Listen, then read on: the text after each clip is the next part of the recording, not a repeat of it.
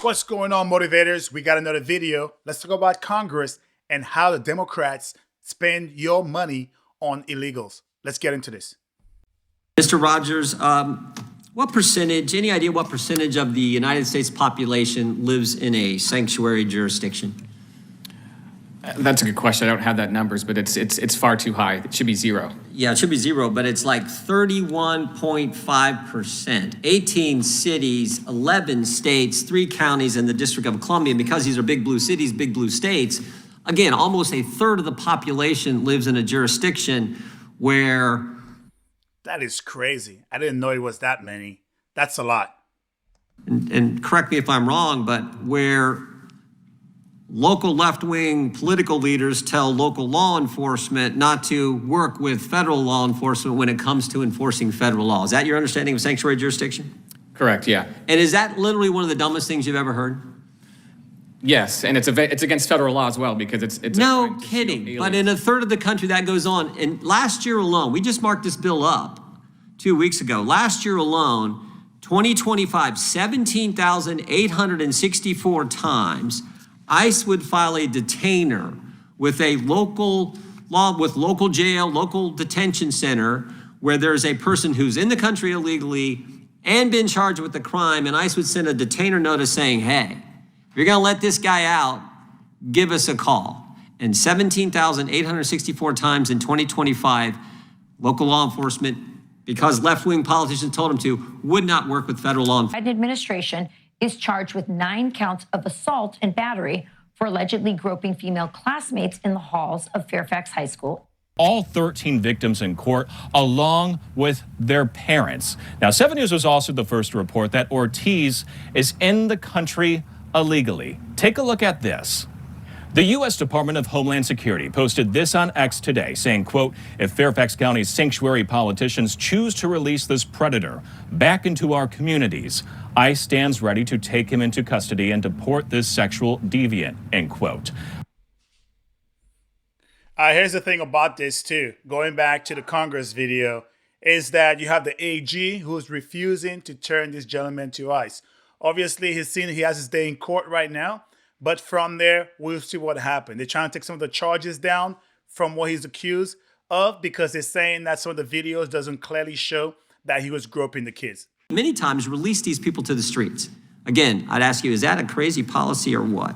It's absolutely crazy, and it's totally counterproductive for everybody, illegal immigrants and legal immigrants who live in those communities. And would you be surprised to learn that several of those people who were released then went out and caused harm, did some crime against some other American, or maybe some other migrant, who knows, but committed some crime after they've been released when they could have been turned over to federal law enforcement? It's not surprising, it's totally predictable, and it's a tragedy for each of those people. Totally predictable. Mr. Sines, would you say that's a good policy or a bad policy?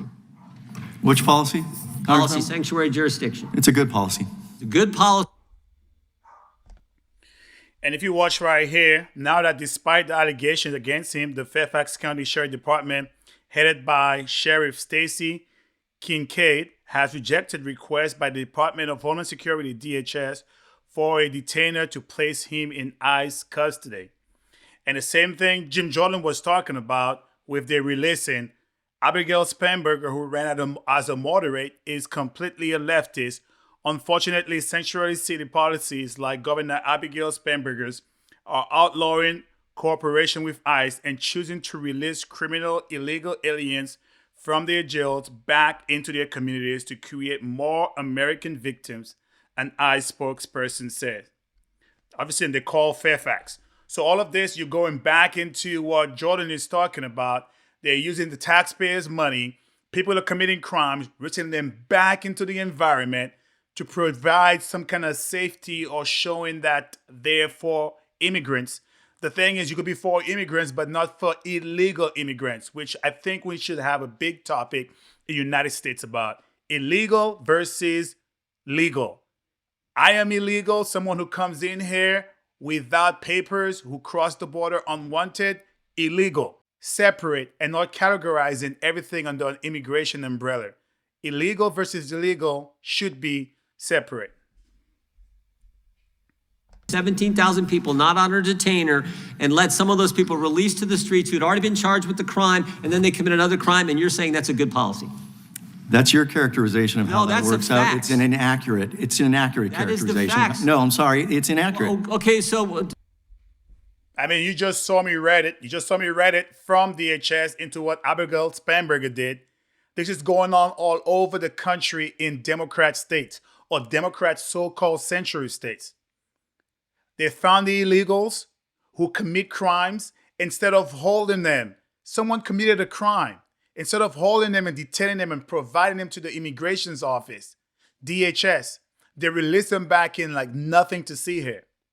And many of them have gone on to create more crimes, even death. We saw what happened in Minnesota. You saw my last video as far as that Haitian in Florida stabbing a woman to death. This is an ongoing thing. Ongoing thing. 1% of the population lives in the sanctuary jurisdiction. Is that inaccurate? I don't know. I'll take your word on that. I don't know. So that's not inaccurate. What about this? 17,864 times a detainer was not honored last year by local law enforcement when ICE issued a detainer. Again, I have no idea, Congressman. I came here to talk about Plyler versus Doe, and I can absolutely guarantee you there has never been a detainer issued against a student enrolled in public education as a result of Plyler. I'll get to the student But the issue. hearing is about Plyler. The I don't have an hearing is answer about- to the your hearing is question about about whether the Plyler data and you about have is immigration accurate policy related and to about something immigration completely policy, and I'm getting to unrelated. that. Well, suspend. And this is what's shameful about this. These people, they know, they have to know. If we, our citizens, could see right through this, there's no way the actual people who are working on those reforms and in government are not seeing it. They're seeing right through it. They're choosing not to make the right decisions.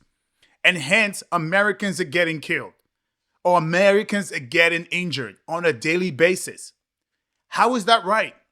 Again, we have the government who's supposed to be working for people, pretty much they're working against. They have more sympathy towards illegal migrants than they have the citizens, and even migrants themselves. Because now they're classifying everybody under one bucket. Could you imagine that one migrant who spent 5 or 10 years trying to get to the United States the right way? And now they're being classified into the same bucket as illegal people who just came across the border? There have to be a distinct separation. When I was in Brazil, it took people forever at the embassy to try to get visas to the United States. And the ones who got it were very happy because they finally made it and got to the United States. Could you imagine that person just made it and to find out someone who didn't even go through the mess they went through as showing that they're good and they could make it in the United States as far as dependency on the government, and someone just walked through and nothing happened? That's very alienating to those people who've spent so much money trying to make it into the United States and find the American dream, and somebody's just crossing without anything. Again, I know I get some hit for this. I'm a migrant, but I'm a legal migrant. And I believe in everybody doing things the right way. Follow rules and regulations. That's all it's about. I mean, no one's going to shame me into thinking if you come in here illegally, that is okay. I have given that same preface and that same premise. I would not invite anyone on the street into my house. So why should America invite anyone from different country into their country without knowing who they are? The principle matters everywhere. And those same Democrats, they live in their house behind their fences, and then they believe that they're safe. But I tell you what, be the one who breaks into their home. They're going to call who on you? The police officers. So guess what? ICE is a country police officers along with DHS. Simple-minded stuff. Common sense approach. Make those things make sense in the way Democrats are going about it. It does not to me.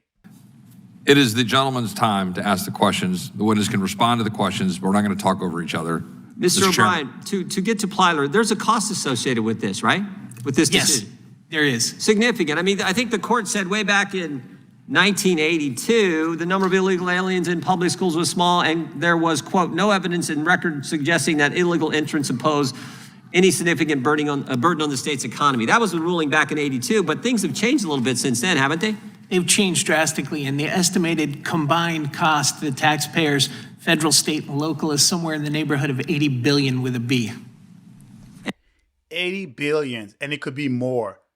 Taxpayers paying for illegal migrants to go to school and to help them within the community. 80 billion. Again, that wouldn't make perfect sense if it was for legal migrants. No one is for using their tax money to help illegal migrants. Again, I don't believe illegal migrants. I understand everybody's trying to make it. I get all of those things. But file amnesty.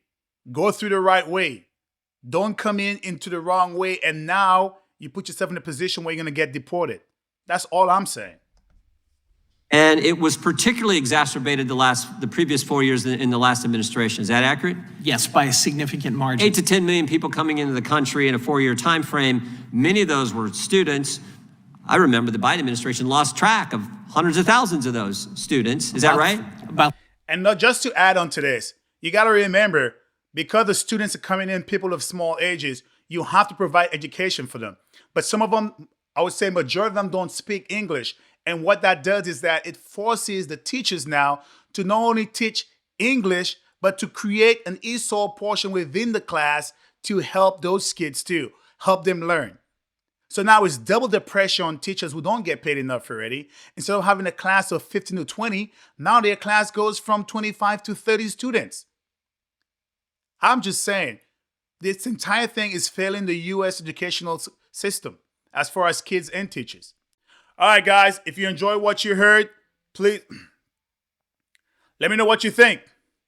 All right, motivators, if you enjoy what you've seen and heard, please like, comment, and subscribe. All right, let me know what you think. All right, motivators, if you enjoy what you've seen and heard, please like, comment, subscribe, and share a Black veteran's perspective. Stay motivated.